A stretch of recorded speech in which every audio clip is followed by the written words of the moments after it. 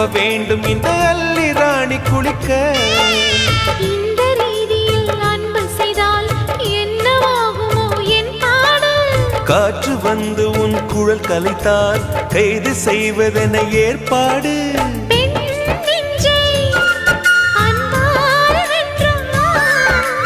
ஹே ராணி, அந்த இந்திரலோகத்தில் நான் கொண்டு தருவேன் நான் ஒரு பூவீதம்.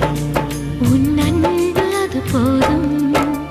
தொடு தொடுவெனவே வானவில் என்னை தூரத்தில் அழைக்கின்ற நேரம்.